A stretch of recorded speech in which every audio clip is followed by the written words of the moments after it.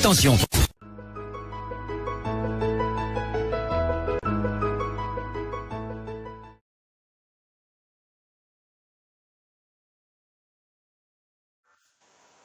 Bienvenue à tout le monde. Nous allons commencer par le sujet de Paul Shuta. Après, nous allons continuer avec le sujet OTS à la fin.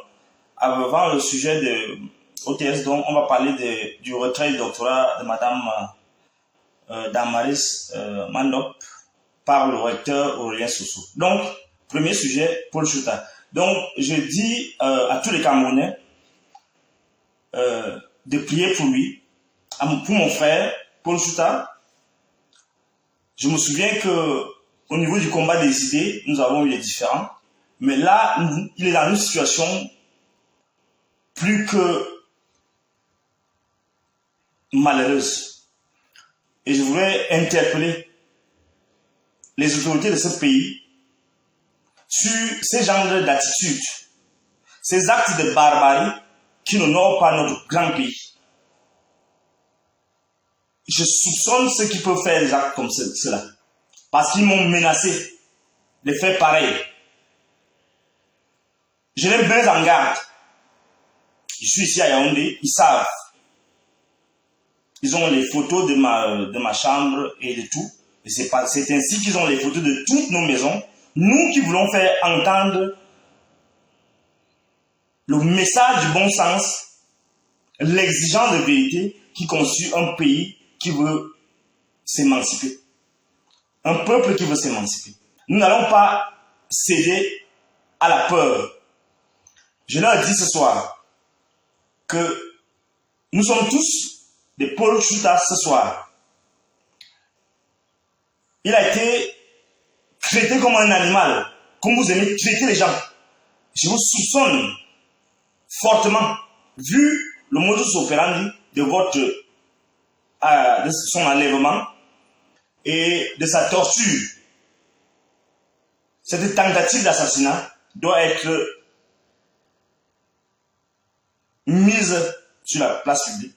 Et une enquête, nous demandons une enquête de toutes les autorités en charge de ces questions de sécurité des Camerounais, de diriger donc une enquête pour savoir qui est l'auteur de ce forfait, ce regret, ce grossier enlèvement, de cette torture épouvantable qu'a subi mon frère Paul Shuta. Nous disons au gouvernement en place que tous ces actes sont documentés, toutes ces atteintes aux libertés, à la dignité, à l'avenir de notre peuple sont documentés et ils en répondront.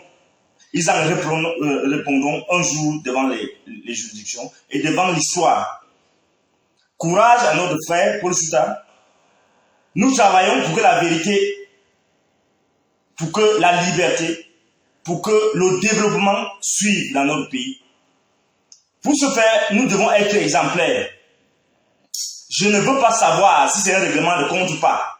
Parce que par principe, je suppose que le travail que nous faisons, nous devons nous rendre incorruptibles.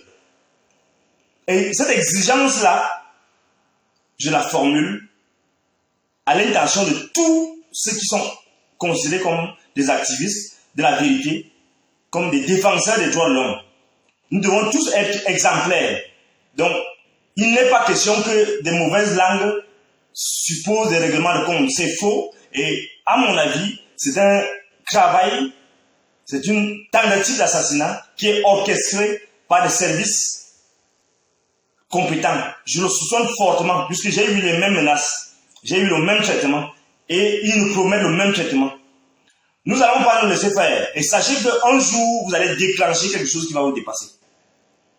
Un jour, vous allez déclencher quelque chose qui va vous dépasser. Nous serons déjà peut-être partis, mais vous allez comprendre mes paroles aujourd'hui. Ça, cette pensée va à l'intention de tous nos frères qui sont dans les geôles. Notre professeur, notre collègue, on ne va pas dire qu'il y ait une étiquette politique, mais c'est d'abord notre collègue. Le professeur Fogoué, il est détenu. Tous les détenus qui ont osé marcher pour exprimer leur liberté reconnue, liberté d'expression reconnue par la Constitution. Ils sont ainsi séquestrés par un régime autiste qui ne comprend pas les enjeux de l'heure. Et c'est pourquoi nous sommes en train de nous acheminer à grands pas vers la rupture sociale qui va conduire à ce qu'on ne peut pas prévoir. Donc, c'est le premier point. Le deuxième point de ce soir, je reviens sur, avant de parler de OTS, le deuxième sujet, il y a 3 sujets, je rappelle. D'abord, ce mot de réconfort à mon frère Paul Chouta et cette exigence à tous les activistes d'être intraitables, incorruptibles, exemplaires. Le deuxième mot s'adresse au ministre de l'enseignement supérieur, à la présidence de la République, les responsables de la présidence de la République, le ministre de l'enseignement supérieur. Par votre silence, vous êtes en train d'humilier notre corps. Par votre complicité avec Aurélien Soso, le recteur de l'Université de Yaoundé 1, vous êtes en train de tuer la petite dignité qui nous restait encore. Par votre complicité avec le recteur de Yaoundé 1, vous êtes en train de créer quelque chose qui va se retourner contre vous. Par votre silence devant les ajustements de Aurélien Soso, vous êtes en train d'humilier une tribu, des familles entières. Plus qu'une tribu, une corporation. Parce que je suis ici à double titre. Madame Mando Damaris, c'est d'abord notre femme au village. Je suis obligé d'intervenir non seulement en tant que défenseur des collègues, c'est mon rôle en tant que syndicaliste, mais aussi en tant que penseur d'une république qui inévitablement est en train d'arriver, une nouvelle république. Donc, le fait de laisser Aurélien Soso dans cette, je vais mesurer les mots, dans cet excès de pouvoir, dans cette turpitude incompréhensible, on l'a déjà chassé du Cames. Mais il est actuellement engagé dans un chantier de destruction du petit bonheur qui nous restait encore, celui de la paix de la recherche. La pointe de discours actuellement, c'est que il vient de prendre une mesure complètement illégale, immorale, contre notre collègue, Madame Damaris Mandop, épouse Enyere. Je ne défends pas cette dame parce qu'elle serait la femme de mon frère. C'est d'abord le principe que lorsqu'on veut défendre l'éthique universitaire, lorsqu'on veut défendre la morale, comme prétend le faire le recteur de l'université, on doit être soi-même exemplaire. J'aurais bien voulu, nous aurions bien voulu qu'il applique la même rigueur éthique à son propre fils, qui est recruté frauduleusement sur la base d'un master professionnel. Il a été sur cette base-là admis en thèse. Il est sur cette base-là recruté comme assistant en violation de toutes les lois. Nous aurions bien voulu avoir le même traitement de rigueur avec sa propre épouse, qui a fait partie de sa formation initiale juridique, en principe.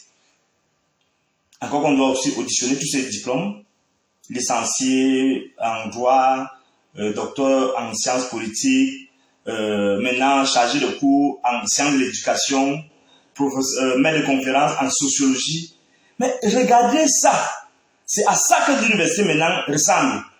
Voilà, madame, je ne veux pas rentrer dans les détails, parce que ça donne froid au dos. Avec un ensemble d'attitudes, un ensemble d'actes proprement dégoûtants, où on amène l'université à devenir la reine du sans-caleçon.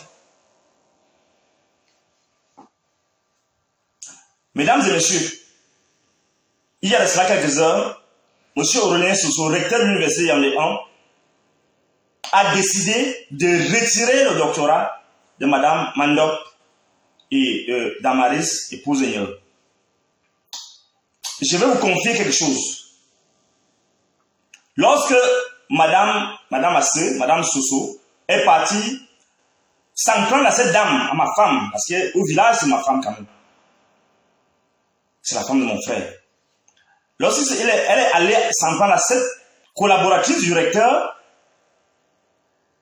j'ai personnellement pris mes pieds et je suis allé rencontrer Aurélien Soso dans son bureau le même jour. Parce que il était établi que une procédure, une plainte avait été déposée contre Madame Soso, suite à ces agissements que je ne qualifierais pas de jeunes filles.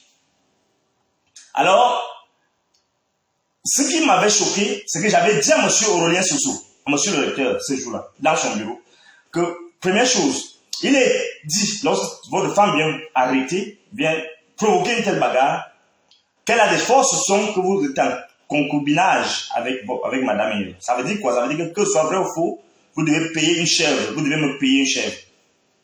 Avant de parler des choses sérieuses, je vous explique un peu cela. Deuxième chose, vous ne pouvez pas laisser votre femme en pâture, vous devez organiser cela comme un vrai bantou. Mais c'est lui qui m'a dit ce jour qu'il a encouragé Madame Aigner de porter plainte contre sa propre femme. Je lui ai dit que c'est immoral, c'est contre l'éthique, qui devait résoudre ce problème-là comme un homme, comme un vrai bantou, qui suppose que ce soit vrai ou faux, que ces femmes ont bagarré dans son bureau. Parce qu'il a transformé l'université Yaoundé 1 en scène sans caleçon, excusez vraiment le mot. C'est les faits. J'avais été accusé d'être de harcèlement sexuel sur la base des inventions, parce qu'on voulait se débarrasser de moi d'une mauvaise gueule, parce que je parle mal. Je parle pourtant la vérité. Alors, je lui ai fait confidence que c'est pas comme ça qu'un bon bantou gère ces deux femmes. Vraiment par image. Mais je crois qu'il s'est enfoncé et depuis ce jour-là, il m'a considéré, lorsque sa femme est revenue, que j'étais un ennemi. Bon, alors il a décidé maintenant de passer à une autre étape. C'est-à-dire retirer le doctorat de Mme Mandop sur la base de fallacieux prétextes. Un, il dit ce doctorat manque de procès verbal. Il n'a pas un procès verbal. Deux, l'objectivité scientifique, la quiétude scientifique n'ont pas prévalu le jour de la soutenance de thèse. Il s'en rend compte 12 ans après. Il faut qu'on dise aux auditeurs, au président de la République, aux membres de la présidence de la République en charge de ces questions, à monsieur le ministre d'État, ministre de l'Enseignement supérieur, que les déclarations de monsieur Aurélien Soso sont basées sur une haine qui ne s'explique pas. Vous avez déjà bafoué notre femme. Vous lui avez déjà fait subir toutes sortes d'humiliations. Nous n'allons pas accepter, monsieur Aurélien Soso, nous n'allons pas accepter que vous continuez cette démarche. Et je vous informe que dès demain, une action pénale, administrative, sur tous les plans civils sera engagée contre vous. Et je tiens à dire à monsieur le ministre d'État, ministre de l'Enseignement supérieur, à la présidente de la République, que vous laissez perdurer une situation qui aura des conséquences incalculables à long terme, à court terme et à très moyen terme. les déclarations de M. Aurélien Soso qui sont basées sur deux choses. Le prétexte qu'il n'y aurait pas un procès verbal dans le dossier de Mme Mandop, le dossier de soutenance de thèse de Mme Mandop, ne peut pas lui être imputé en tant que candidate, en tant qu'étudiante. Nul ne peut se prévaloir de ses propres turpitudes. L'administration ne peut pas se prévaloir de ses propres turpitudes. On ne peut pas imputer l'absence d'un procès verbal à une étudiante. Sur quelle base donc ils ont fait l'attestation de réussite que le recteur demande déjà à voir de nouveau? D'ailleurs, je l'informe à lui, M. Aurélien Soso, que l'attestation ne viendra pas. Madame Mandop ne va pas déposer cette attestation et il ne fera rien. Simplement, ce que je dois ajouter, c'est que les ajustements de M. Aurélien Soso sont basés sur une manipulation éhontée, sur la sorcellerie en fait. M. Aurélien Soso, vous pouvez voir déjà sur la décision qui annule l'attestation de réussite au doctorat de Mme Mandop. Le doyen n'a pas signé, quelques autres responsables n'ont pas signé, parce que justement, ils n'ont pas visé. Parce que justement, il est parti manipuler le doyen, la doyenne. Nous sommes dans un état effectivement où des dames, certaines dames se font manipuler pour avoir certains postes. Il allait manipuler donc une dame qui est peut-être qu'il n'a pas su résister, je ne sais pas sur quelle base. Le doyen de la faculté des arts, les sciences humaines. Vous voyez l'incongruité. Le doyen de la faculté des arts va maintenant gérer une affaire dans la faculté des sciences. Et on convoque les membres du jury. Et je vous rappelle que cette thèse-là a été soutenue le 16 mars 2010. Alors, M. Aurélien Soso, qui se souvient subitement que Mme Mandop n'avait pas de procès verbal dans sa thèse, je ne sais pas sur quelle base. Qu'est-ce qui l'a motivé à chercher que est-ce qu'il y a une soutenance? Et je vous rappelle que l'antécédent direct, c'est que cette dame qu'on appelle Mme Mandop Damaris, Mme Enyege, c'est elle qui a été complètement battue. C'est-à-dire que humiliée par Mme Soso dans le bureau de M. Soso. Et subitement, Soso a supplié qu'on laisse la faire. Et cette dame, parce que nous sommes des gens dignes, nous les étonnes, nous sommes dignes. Nous ne sommes pas dans la superficialité là. Nous avons dit, madame, retirons cette plainte. Et subitement, lorsque Mme Soso, Mme Asse, revient, et maintenant, tient son mari par la bride, il se met donc à agir pour conserver sa femme par tous les moyens. Monsieur Soso, votre femme va partir si elle doit partir. Et vous ne pouvez rien faire. Ça ne sert à rien de vous en prendre à tout un peuple parce que votre femme menace de partir. Si elle doit partir, elle doit partir. Alors cela dit, M. Aurélien Soso a donc décidé de réunir un jury, de rencontrer tous les membres du jury de soutenance de thèse de Mme Mandop, de professeur Mandop. Alors, le doyen de l'époque, M. Bichon, et le chef de département de l'époque, M. Étoile François Xavier, vous vous souvenez, l'ancien recteur, ils ont décliné l'autre. Ils ont dit qu'on ne rentre pas dans ce genre d'attitude.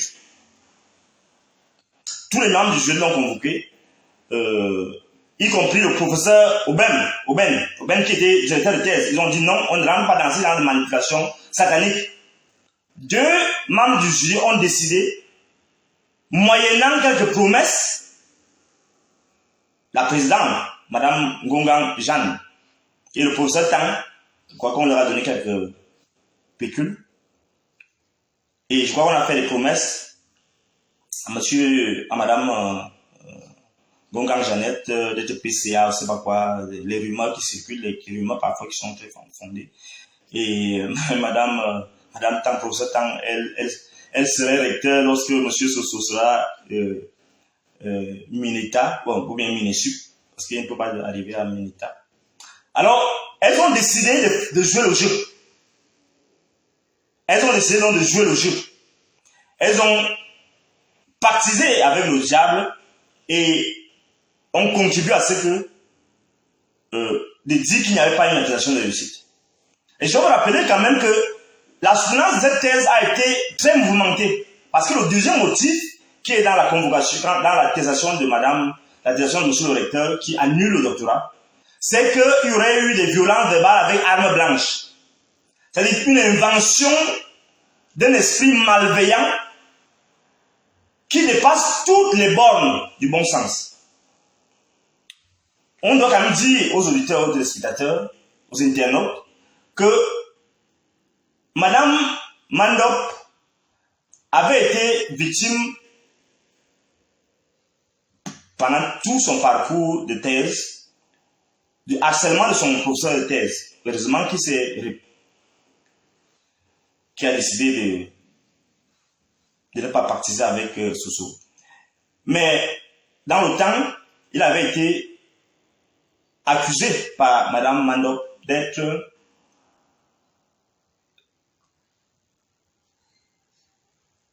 tout le temps engagé dans le harcèlement de son étudiante. Alors, cette affaire avait fait gros bruit. Et le monsieur, le professeur, le directeur de thèse, qui harcelait madame Mandop, avait eu le toupet même de convoquer son mari pour l'obliger, pour le contraindre dans le temps, à cette époque, à accepter que sa femme aille avec lui au lit, parce que c'était le droit de cuissage, c'était presque légalisé. Il avait le toupet d'aller convoquer M. Ignoreur et de lui en parler. Vraiment, si elle ne fait pas, le jour de la soutenance de thèse, je vais dire que je ne la connais pas. Et c'est ce qu'il a fait. Et ça a fait grand bruit. Et M. Etoile, l'ancien recteur, le professeur Etoile, avait dû parlementer longuement avec le professeur le doyen de l'époque, Bichon, pour que les choses rentrent dans l'ordre. On avait quand même pu rentrer et gérer les choses comme ça pouvait se faire. Et la personne qui était impliquée dans l'affaire, au niveau du ministère de l'enseignement supérieur, en tant que IGS, c'était le recteur Soso, Aurélien Soso, le même monsieur. Il est parfaitement au courant de cette question, parce que c'est lui qui avait bloqué la suspension du collègue harceleur, professeur Robin, parce que Oumar Obouba, le recteur, avait suspendu, parce que les preuves avaient été données que madame le professeur madame professeur Mandop Damaris avait été harcelée. Tout était établi. Mais c'est Aurélien Soso qui avait bloqué le dossier. Malgré ça, madame Ignoreur s'est mise à son service à l'université Yaoundé 1. Il a nommé et ils ont travaillé en école de collaboration. Malgré ça, on a tué cela par dignité, parce que nous sommes un peuple digne. Alors, pour ne pas tirer long là, je voulais dire ici que d'autres responsables ont été contactés par monsieur le professeur Aurélien Soso pour, notamment le vice-doyen de l'époque, pour enfoncer la candidate, pour justifier ce forfait, ce lugubre forfait. Ça n'a pas prospéré. Alors, je dois dire à M. le ministre d'annuler la décision d'annulation de la thèse de Mme Mandop Damaris. Vous ne pouvez pas laisser le recteur de l'université de Yaoundé 1 faire la pluie le beau temps en humiliant toute une corporation. Lorsque nous avons engagé des représailles, ne dites pas qu'on ne vous avait pas prévenu. Nous allons prendre des actions fortes dès demain. Et j'informe la présidente de la République, j'informe le ministre que nous n'allons pas déposer l'attestation de réussite de madame, de notre épouse. Nous n'allons pas déposer cela. Et nous allons engager un bras de fer avec cette sorcellerie qui est entreprise, qui est organisée au vu et au su de vous.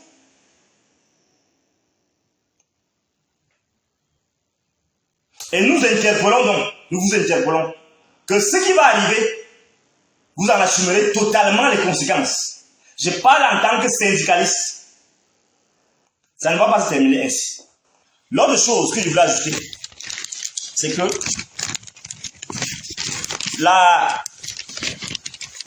l'attestation qu'il est en train de demander à Madame Damaris, en violation de toute la loi, on ne peut pas laisser M. Aurélien Soso traîner l'université si bas. La recherche n'est pas organisée à l'université Yaoundé 1. L'enseignement est même bafoué parce que les gens sont totalement dépaysés, ils ne comprennent pas. Il n'y a pas de leadership moral à l'université Yaoundé 1. Entrez, faites des enquêtes. Vous allez vous rendre compte que tout est fait de telle sorte que l'université de Yaoundé 1 est devenue la risée de la République, la risée du monde universitaire dans le monde entier. Et vous êtes là à observer Aurélien Soso saquer tous les efforts des gens qui ont pu construire cette université ces dernières années. Ça fait combien d'années qu'il est là?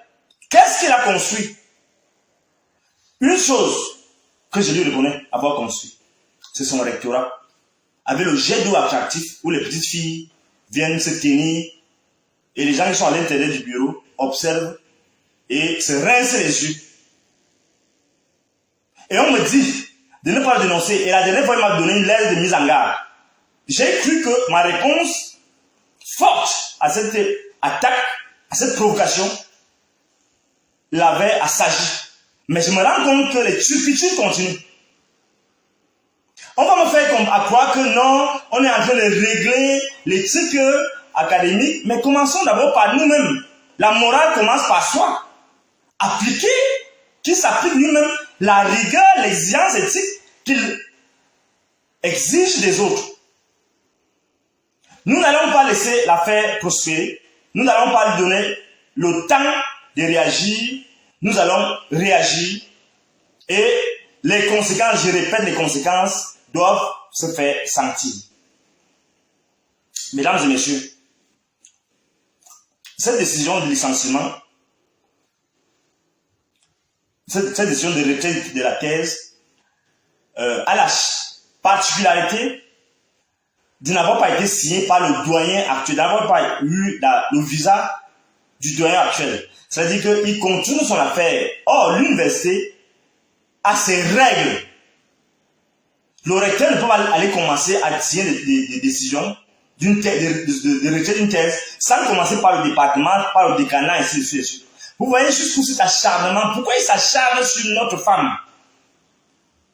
Aurait-il voulu quelque chose et qu'il n'a pas pu avoir? Ou bien la femme aurait-elle décidé? En fait, il y a plein de choses qui peuvent se faire. Qu'est-ce qui peut justifier un tel acharnement à l'égard d'une femme? Ce n'est qu'une femme, c'est qu'une autre femme. Allez-vous accepter qu'on traite ainsi les femmes des autres? Quelle est l'élégance que vous avez en tant qu'homme de pouvoir? Est-ce que Biya peut traiter votre épouse ainsi? Biya, dont vous dites qu'il est votre mentor, votre référence. Est-ce que vous avez déjà vu Biya traiter les femmes des autres comme ça? Traiter sa propre femme ainsi? Les hommes, on me dit souvent qu'elles cassent parfois tout. C'est ce qu'on me dit. Hein. Vous pouvez m'arrêter là que j'ai dit ça. Moi, je ne sais pas. On l'a entendu parfois quand j'entends Biya se fâche. Mais c'est même normal. La femme doit se fâcher, elle casse tout. Il doit payer, il est président pour payer ce que sa femme casse. Mais vous en prenez aux femmes d'autrui. Vous voulez faire la sorcellerie sur la femme d'autrui, sur une autre femme. Monsieur le recteur de l'université Yaoundé 1, il vous reste quelques mois encore avant de partir à la retraite. Ressaisissez-vous. Sinon vous allez engager une guerre que vous ne pourrez jamais gagner. Monsieur le ministre d'État, ministre de l'Enseignement supérieur, je vous invite,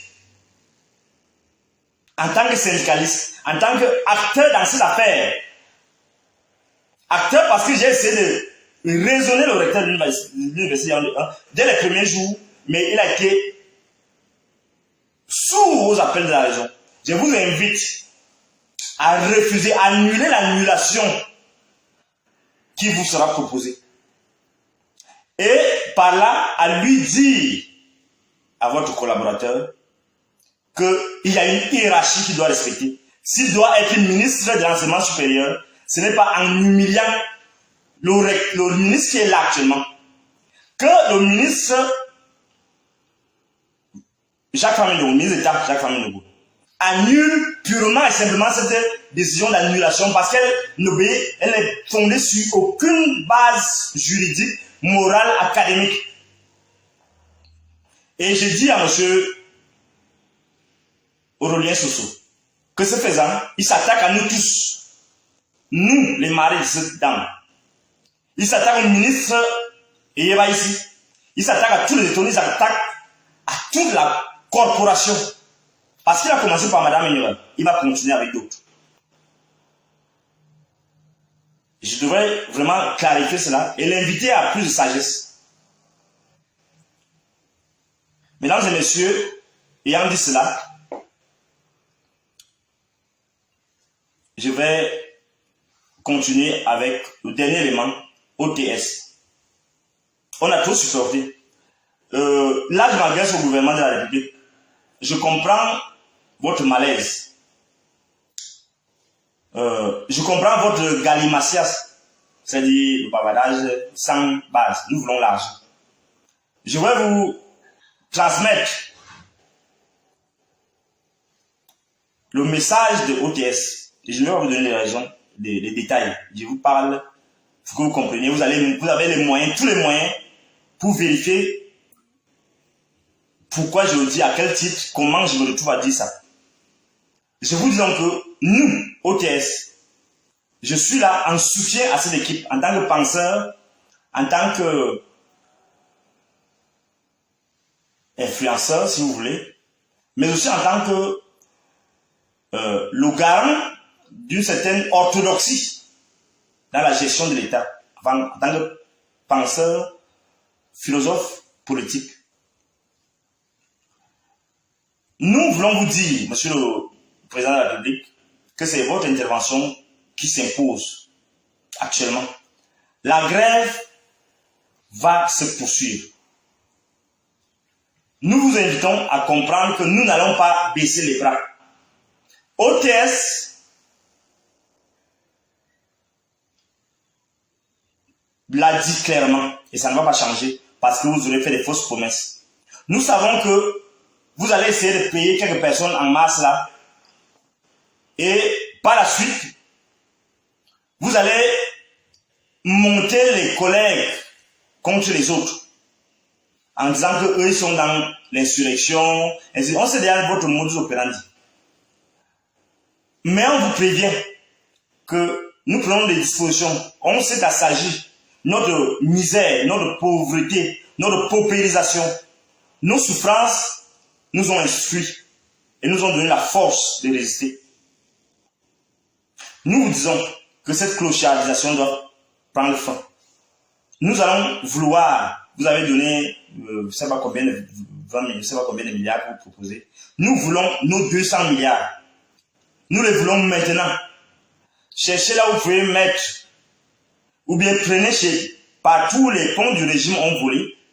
Ils ont volé des milliers de milliards. Nous ne voulons que 200 milliards. Et en dehors de l'argent, nous voulons une réforme systématique de l'éducation au niveau de la base, au niveau du secondaire et au niveau de l'université. Nous voulons construire ce pays. OTS ne veut pas détruire le pays, ne s'oppose pas au gouvernement comme une entité insurrectionnelle. Nous vous invitons que on ne peut pas continuer à ne pas respecter l'enseignant. L'enseignant qui est le phare de la société. L'enseignant qui est celui à partir duquel on moule une conscience républicaine. Nous n'allons pas céder, pas parce que, par défiance envers le pouvoir, mais parce que nous voulons construire un avenir. Et on construit cet avenir à partir des retombées de cette grève. Tout le monde, tous les corps de l'État doivent comprendre que tout part de l'enseignant. C'est le message. En fait, nous sommes en train de vous éduquer. Et sachez-le, l'éducateur est toujours déçu de tout. Sauf ici où on a perverti l'ordre des choses. Parce que c'est une sorte de certaines écoles ici. Et même à l'école, on commence déjà à leur donner de l'argent. Mais à l'école normale, il faut voir toutes ces tracasseries, il faut voir cette humiliation, cette chosification, cette animalisation de l'enseignant. elle va s'arrêter maintenant. Donc nous n'allons pas céder. Nous n'allons pas accepter ce que vous nous donnez là. Nous allons vous inviter à faire les efforts de nous donner notre argent, tout notre argent. Et à convoquer les assises de l'éducation à tous les niveaux. Il faut qu'on pense notre système éducatif. Et à partir de là, qu'on pense notre pays et l'émergence qui devrait s'en suivre. Mesdames et messieurs, chers élèves, chers enseignants, chers parents, impliquez-vous dans cette grève. Nous devons faire pression sur le gouvernement pour qu'on puisse améliorer le sort de nos enseignants, qui sont aussi des parents. À tous les élèves donc, dès les prochains jours, organisons-nous pour soutenir davantage nos enseignants, pour faire entendre raison. Et quand je le dis, je dois mettre en garde certains qui font dans la récupération. Nous savons que dans le privé, il y en a qui utilisent cette sécurité financière que leur donne leur pension, les pensions des élèves, qui ne sont pas contrôlés parce que dans ce pays-là, les promoteurs des écoles privées mettent les pensions, les scolarités sur la tête des enseignants, des parents, sans aucune base. C'est pourquoi ils peuvent, à un certain niveau, utiliser dans cette petite sécurité-là pour ne pas s'allier aux revendications. Donc, que font les enseignants du public? Nous invitons tous nos collègues du privé à se joindre à ce mouvement. Nous le disons si bien que c'est à partir de là qu'il y aura une revalorisation de leurs propres conditions. Il y a des promoteurs d'établissements ici qui sont des grands responsables de l'éducation, on les connaît, qui donnent des salaires de catéchistes aux enseignants, à nos collègues des privés.